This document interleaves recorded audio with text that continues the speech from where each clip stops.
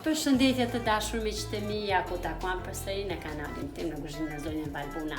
Sot do të përgatisim një recetë, ne e quajmë leqenik të thartë me miell misre.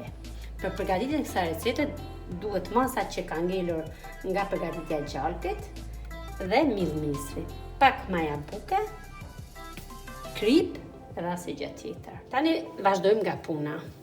Hedhim një lugë maja buke, një lugë gjelle pra, e trazojmë mirë.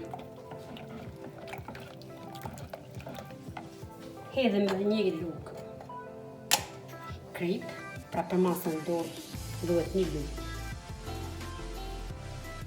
rrafsh krip.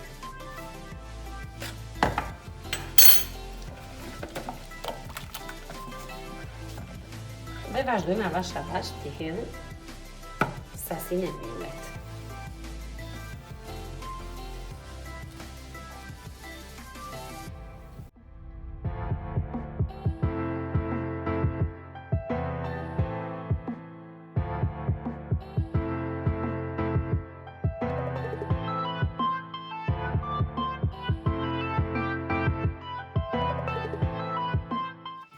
Të dashur miqtë e mi, pra, kështu do të bëhet masa.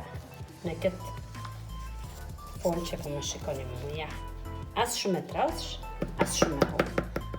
Të dashur miqtë e mi, leqenikun do ta lëm për 1 orë e gjysmë të poshojë. Në mënyrë që ai ka e qumshtit me aciditetin e saj dhe fara e bukës që ja kemi hedhur të veprojnë të dyja bashkë dhe do ta shikojmë si do të bëhet masa. Pra, do të poshoj për 1 orë e gjysmë në një ambient të ngrohtë.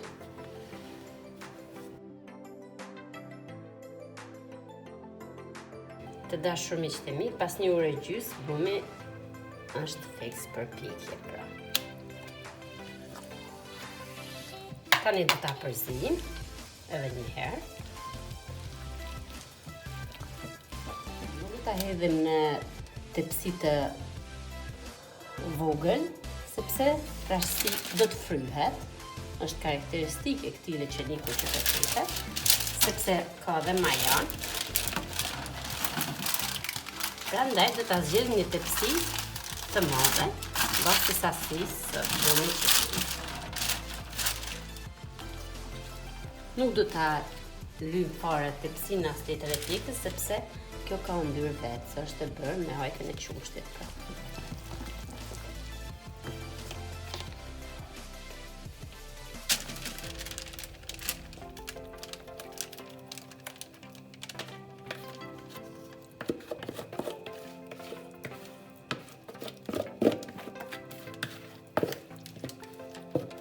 Furrën e kemi ndezur ndërkohë.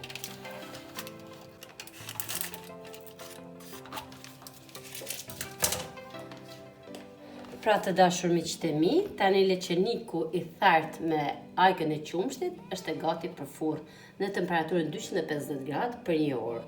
Nuk e kemi hedhur as yndyr as një gjë, sepse kjo ka yndyrën vetë.